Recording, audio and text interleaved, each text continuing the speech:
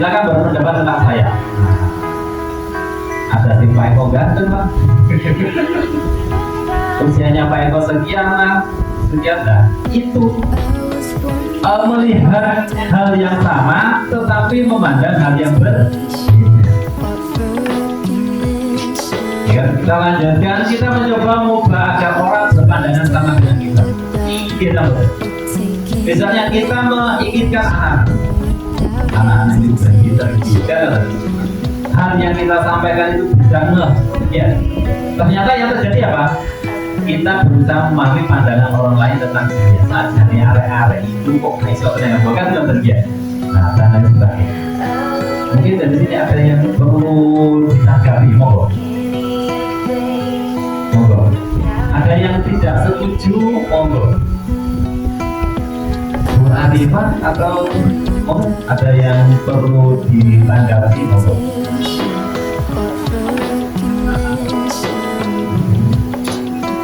Pada menanggapi. Bagaimana? Lanjut mau ya? Oke. Di sini mana kata disiplin? Ada yang itu tadi cara pandang kita yang kita ubah. Untuk yang di sini tadi ya ada stimulus respon, yang ada sesuatu lalu langsung direspon. Tetapi dalam teori kontrol bahwa semuanya itu perlu dikontrol, maksudnya perlu dikontrol. Pada saat kemarin kami berdiskusi dengan beberapa bapak ibu guru tentang perubahan atau apa visi misi, ya kan, visi misi itu kita dari kesimpulan yang diambil itu bahwa murid kita itu memimpikan bahwa murid nanti itu bukan murid kita itu disiplin, kan betul? Disiplin itu kan luas ya. Sebetulnya disiplin itu apa? Ya kan? Ada yang memberi tanggapan. Sebetulnya disiplin itu apa?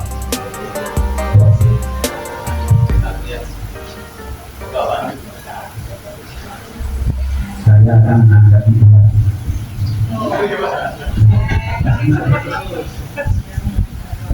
Terima kasih Pak Eko. Kalau kita mengadakan sidang adalah perilaku yang secara sadar kita lakukan untuk mematuhi kesepakatan yang sudah dibuat. Jadi kalau kita punya kesepakatan, misalnya saya dan Bu Haji janjian, berarti jam itu ketemuan di sono, jangan bilang siapa-siapa.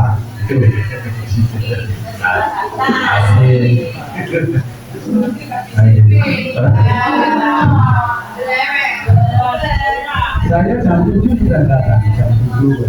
Tapi Bu Haji ternyata drewer, berarti yang drewer bukan saya ya. Itu sampai jam 8 sampai jam 8. Berarti itu ada yang tidak disiplin. Nah, ketidakdisiplinan itu pun ada penyebabnya. Bukan baik kami. Nah, kalau kita menghendaki anak-anak ini, maka kita dari penyebab dari ketidakdisiplinan itu apa? Ini menurut pandangan saya dan menurut saya memandang Tuhan. Terima kasih Bang tentang pandangannya tentang disiplin. Mungkin dari teman yang lain bahwa mungkin Putri.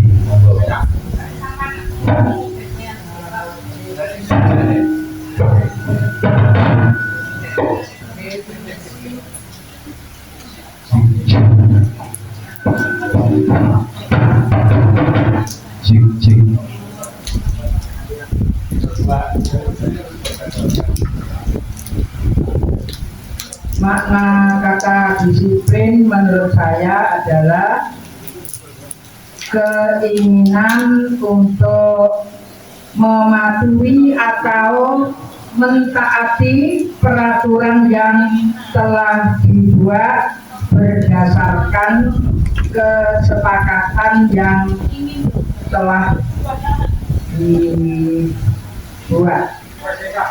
Jadi kata disiplin menurut saya adalah keinginan untuk mematuhi atau mentaati peraturan yang telah disepakati secara bersama-sama. Terima kasih. Oke, terima kasih.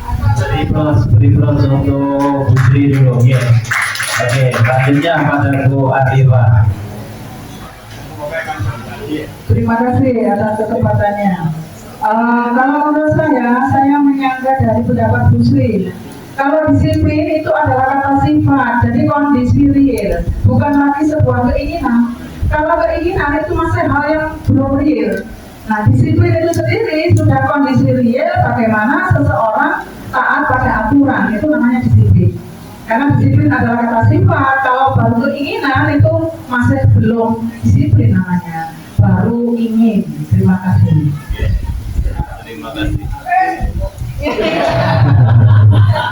Kita tidak mencari apa namanya. Oh, ini salah satu atau benar.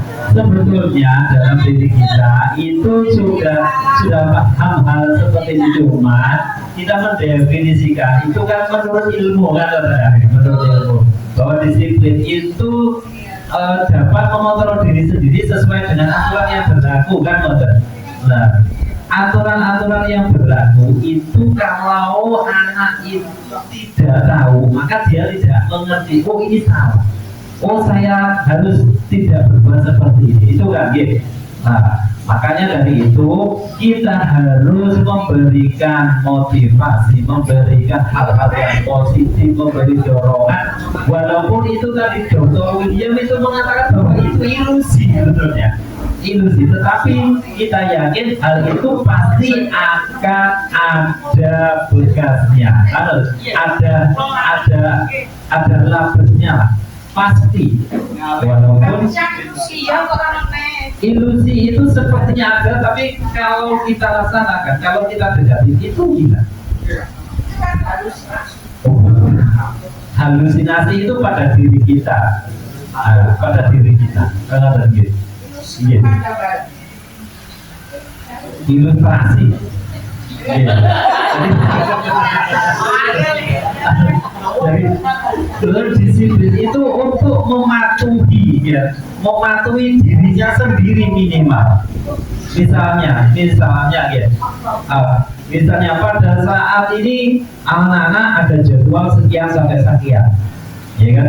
Nah, anak-anak yang disiplin dia akan mematuhi aturannya. Oh, di sini saya harus mengetahui tentang dirinya, mengontrol tentang dirinya. Saya harus mengembalikan buku itu tanggal sekian, jam berapa sekian. Kalau jam sekian pasti ada resikonya, kan? Pasti ada resikonya. Nah, itu saya jam sekian harus bangun, ternyata kelewatan, pasti ada resikonya. Jika ingin monggo. Maksud saya itu hal-hal yang menuju ke arah disiplin itu harus dimulai dari keinginan dari kata lainnya, dari niat dulu gitu aja. Niat ingin disiplin sehingga terwujud. Kalau badannya dari diri sendiri apa bisa? Dasar utamanya kan niat dari diri sendiri, dari keinginan. Nah, Bapak ini Pak kadang-kadang ini kita yang berbeda kan katanya. Nah, betul. Nah, Bu Sri itu memandangnya dari dalam dirinya sendiri kan, kita itu dapat mengontrol diri kita sendiri. Kita dapat melakukan kalau kita memiliki aturan yang kita inginkan. Oke. Ada yang namanya dunia apa buning tadi beberapa waktu lalu saya apa dunia apa kemarin oke.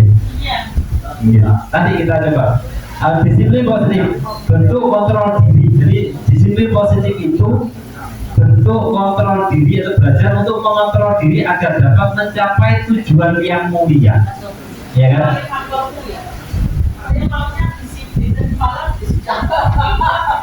Begitu.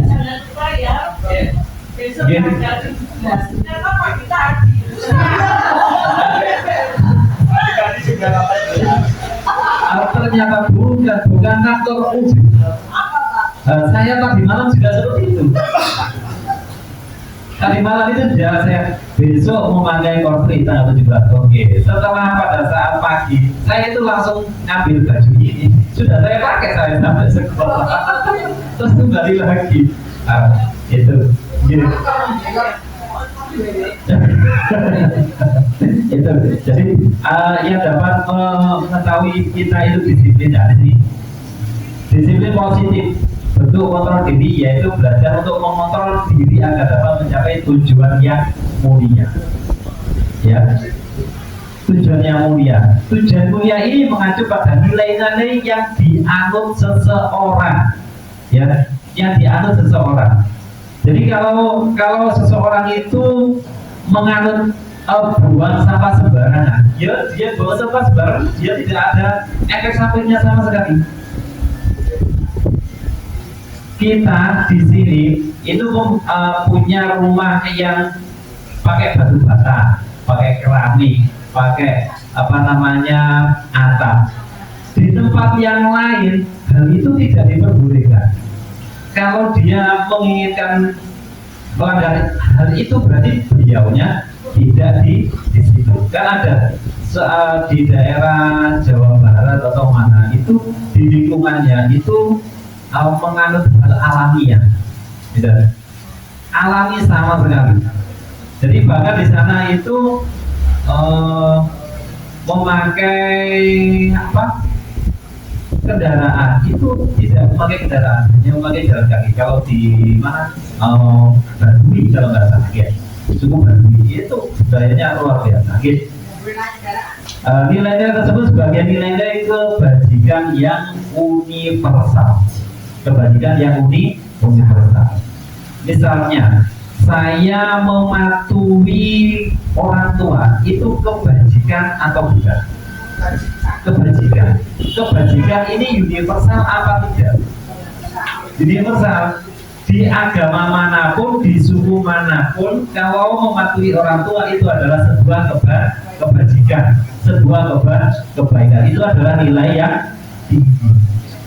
Karena kita memakai baju berkerudung, seragam lengkap, ini adalah sebuah kebaikan, tujuan yang mulia. Tetapi di sisi yang lain, ini bukan satu tujuan yang mulia, kan ada di suatu suku yang lain ini bukan tujuan yang mulia, kan gitu. Nah itu yang dinamakan sebagai kebajikan universal. Dan dulu tadi ada di sebuah suku itu kalau memakai pergi kemanapun dia harus jalan kaki, padahal zaman sekian ya kan. Nah itu berarti kebajikan yang dia yakini itu adalah sebagai kebajikan universal. Kalau kita lihat, bukan gitu ya. Oke, kita lanjutkan. Nah, sekarang motivasi perilaku manusia. Kita sebagai manusia itu ada motivasinya.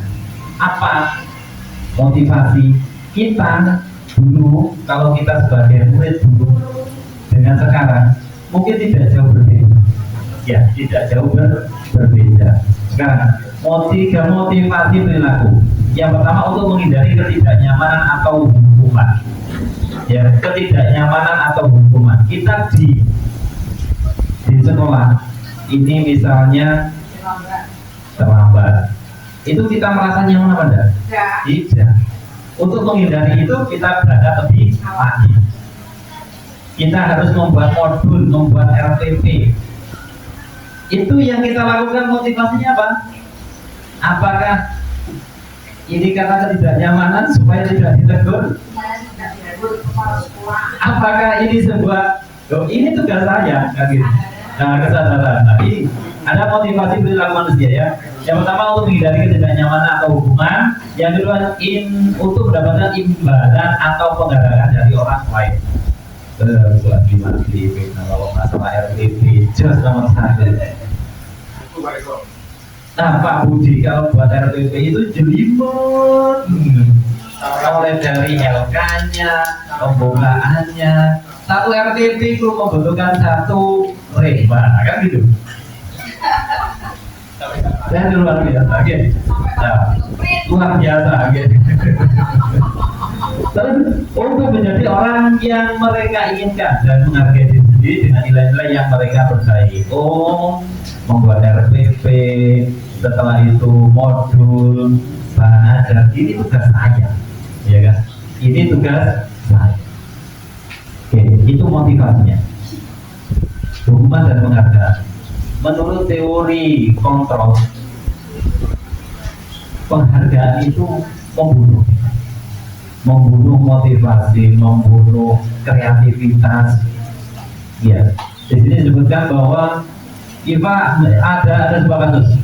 IPA kurang menguasai pelajaran matematika, sehingga pada saat pelajaran tersebut berlangsung, dia lebih banyak terdiam diri atau menggambar dari di buku pelajaran. Mungkin yang guru matematika ada yang seperti ini, buku kami apa ada ya, mungkin yang temannya IPA ini ya. Pada saat guru matematikanya itu Pak Seno, ini Pak Seno ya, menanyakan pertanyaan itu menjadi gugup, menanyakan pertanyaan IPA menjadi gugup, dan sengaja menjatuhkan tasnya dari kursi. Setelah tiba-tiba ia menjadi ganda pada saat berikut berupa menjawab. Seluruh kelas pun tertawa melihat sesuatu yang IPA bicarakan, tergagap dan terkejut tersebut. Pak Seno pada saat itu membiarkan teman-temannya IPA menertawakan IPA yang tergagap dan lalu malu luar biasa, dan malah minta IPA untuk maju ke depan dan berdiri di depan kelas sambil menunjuk hidungnya. Pernah melakukan diperlakukan kayak seperti ini? Kata dia itu Ancer nih, kira-kira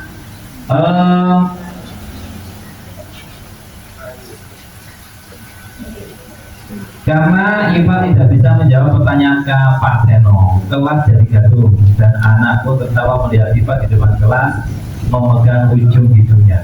Ilustrasinya person, oke. Nah, apakah Anda setuju dengan sikap Pak Seno? Kalau tidak, harus ada lanjutannya ini.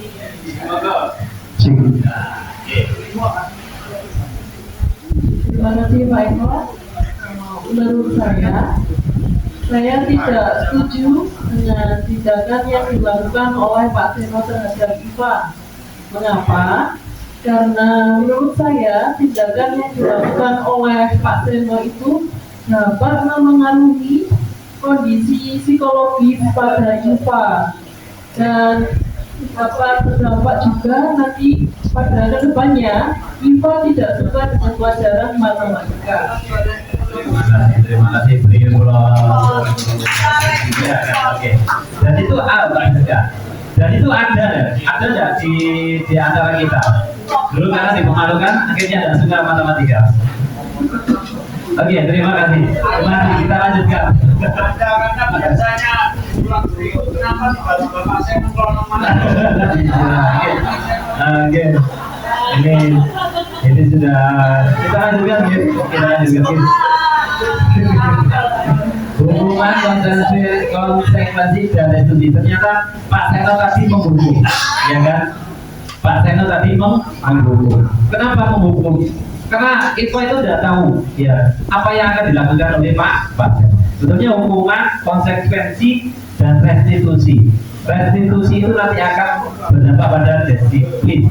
Hukuman itu suatu yang menyakitkan. Sepakat? Sepakat gitu? Kalau konsekuensi itu, hal itu sudah diketahui, ya kan? Diketahui. Kalau restitusi itu merupakan pilihan. Kamu melakukan seperti ini pasti ada. Kan itu kita lanjutkan.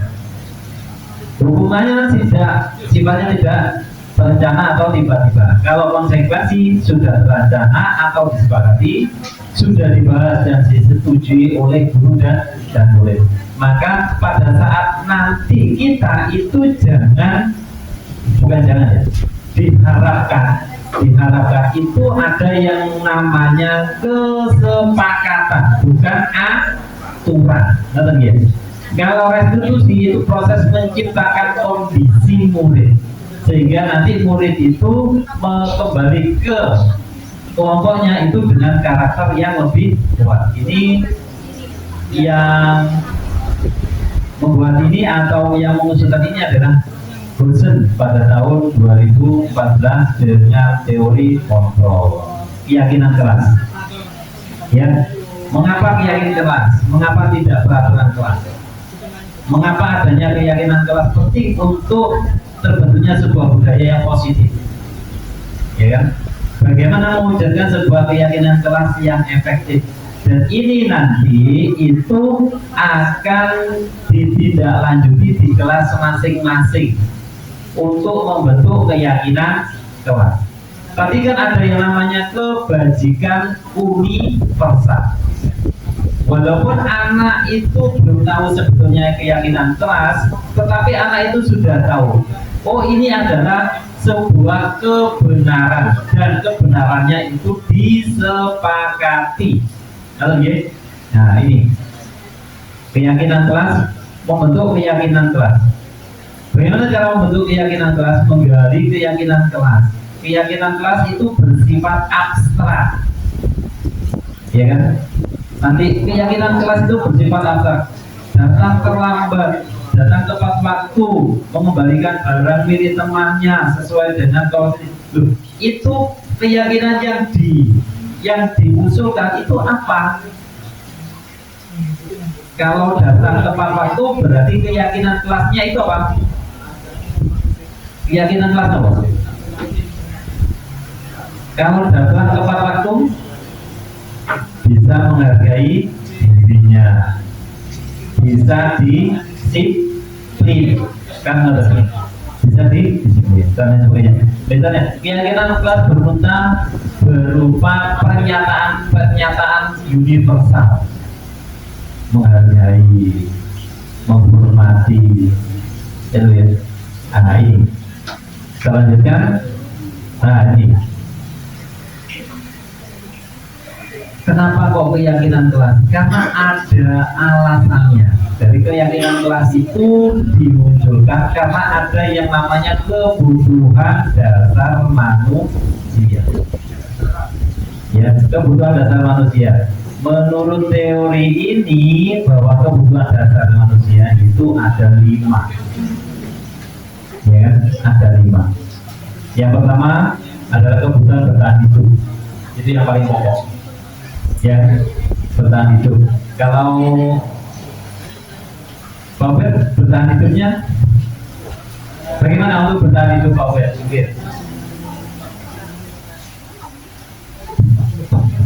Terima kasih Bapak Saudara Eko.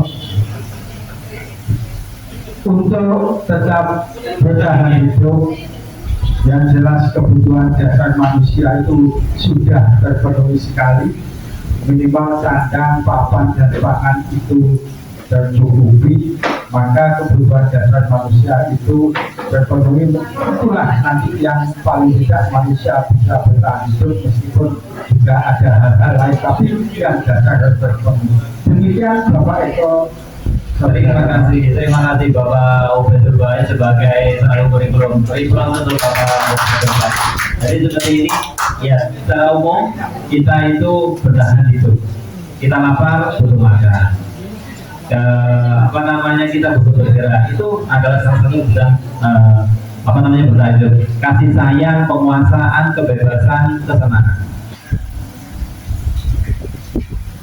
Kalau kita ada anak kecil, iya, kita sikap. Anak kecil itu akan ayo, ya, ayo. Karena ada perlukan kasih sayang. Akhirnya ada sebuah kita butuh tempat, itu butuh tempat. Itu kenyamanan. Oh, tempat saya harus seperti ini, banyak. Oke, ini kita oke. Nah kita karena kebutuhan itu kan tidak terkendali. Ada yang namanya 5 posisi kontrol menurut Gideon Bosen. Apa posisi kontrol? Yang pertama itu adalah penghukum. Ya, tadi Pak Seno tadi sebagai penghukum, ya kan? Setelah itu membuat bahasa musawarah. mesti terkotoran. Nah, itu adalah pembuat rasa bersalah. Nah, penghukum dan pembuat rasa bersalah itu mengidentikan anak itu gagal. Apa kita menginginkan anak kita itu gagal? Tidak. Oleh karena itu, mari kita bergeser kepada identitas sukses. Ya, yang pertama jadi teman. Ayo bos, kita kerjakan bareng-bareng. Kalau tidak bisa apa? Nah, itu termasuk kita menjadi teman. Iya kan? Jadi singa kalau jangan gitu. Ya itu teman. Lalu pemantau. Kemarin saya sudah memberi jadwal. Tugas ini harus diselesaikan pada tanggal sekian sampai sekian. Ya, konsekuensinya apa? Nah, yang terakhir ini adalah kontrol sebagai manajer. Manajer itu membuat solusi yang tidak menimbulkan masalah, dan solusi yang ditimbulkan itu dari anaknya masing-masing. Ini guru berbuat. Nah, ini kalau posisi kontrolnya sebagai penghukum ngerti. Kalau posisi kontrolnya sebagai pembuat rasa bersalah tadi, yes, berceramah. Kalau membuat sebagai teman, ya ini buat alasan untuk murid, membuatkan alasan-alasan untuk murid-muridnya. Kalau menghitung dan mengukur ini sebagai pemantau, dan untuk manajer mengajukan pertanyaan-pertanyaan. Yang ini teorinya ya, teorinya. Pada suatu saat kita itu kadang menjadi sebagai penghukum. Suatu saat minimal nanti itu kita berpikirnya ke kanan sini, ke kanan sebagai teman, membuat rasa bersalah, atau yang tertinggi itu adalah sebagai manajer. Ini nanti akan saya coba untuk bagikan di info, di info PDK. Oke, ini hasilnya segitiga revolusi. Kita menanyakan keyakinan kelasnya. Anak itu menanyakan keyakinan, menstabilkan identitas. Sebetulnya yang kamu lakukan itu seperti apa? Apa alasannya? Ini tidak sesuai dengan kesepakatan. Apakah yang kamu lakukan itu sesuai dengan kesepakatan kelasmu? Makanya nanti ada yang namanya kesepakatan kelas. Oke, nanti semua wali kelas akan membuat kesepakatan kelas. Oke, ini segitiga restitusi, identifikasi, menstabilkan masalah, validasi tindakan, mengapa. Terus menanyakan keyakinan, bagaimana keyakinan kelasmu? Apakah sudah sesuai? Misalnya tidak, apa tindakan setelah ini? Untuk memperbaikannya, apa yang akan kamu lakukan? Dari anaknya sendiri. Sama menstabilkan identitas itu biasanya ya bersalah itu tidak apa-apa. Dia tidak akan tahu kalau dia melakukan kesalahan kalau tidak diberitahu. Misalnya anak itu memegang HP lama, kalau tidak diberitahu dia tidak akan merasa gitu. Nah, itu ya. Oke, kita lanjutkan. Kalau menstabilkan validasi tindakan, dan ini validasi tindakan padahal kamu bisa melakukan yang lebih baik. Ini menanyakan keyakinan kelas, self the belief. Kita yang paling bacanya seek the belief. Nek bahasa Jawa ya.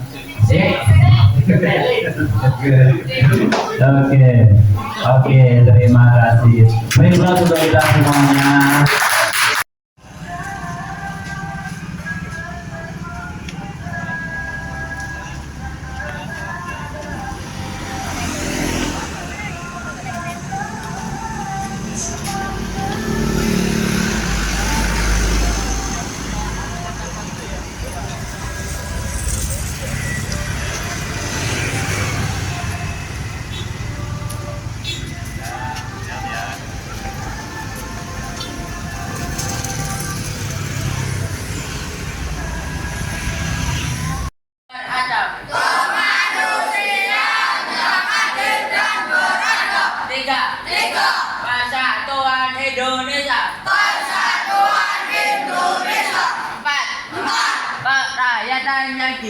dipimpin oleh hikmat kebijaksanaan dalam permusyawaratan perwakilan.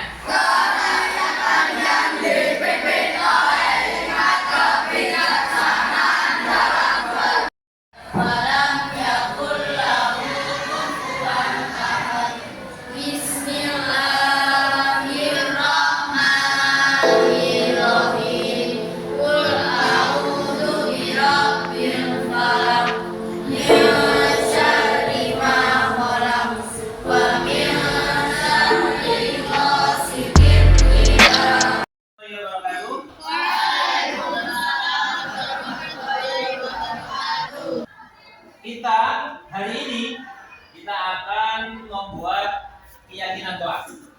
Ya. 3, 2, 1.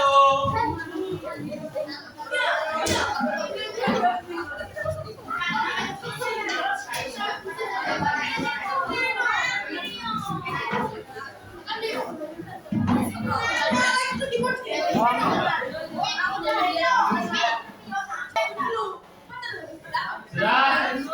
Kelompok 1. Mana kelompok 1? Kelompok 1 mana? Oke, kelompok 2. Ayo mana kelompok 2? Ya.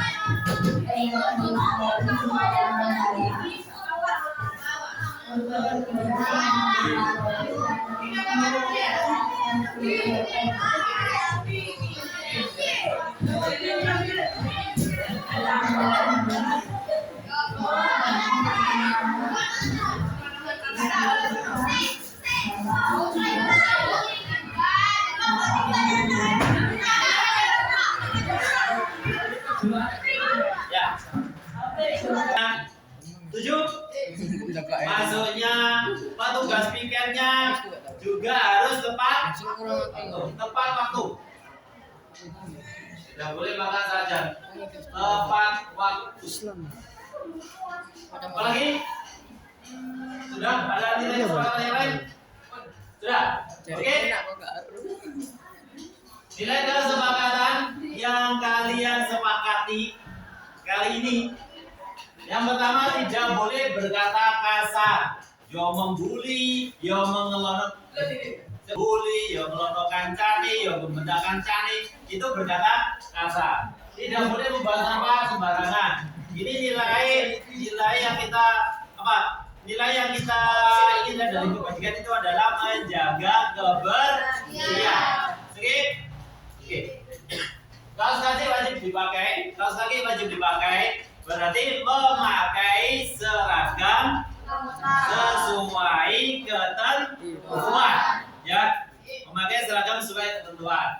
Tidak boleh bermain HP saat jam pelajaran. Berarti itu menggunakan HP seperlunya. Ya, menggunakan HP seperlunya. Kalau pada saat pelajaran memang diperlukan, pakai. Kalau tidak. Ya, menggunakan HP seperlunya. Tidak boleh makan saat jam pelajaran, Bapak. Berarti makan minum saat istirahat. Yang terakhir, tepat waktu. Beri plus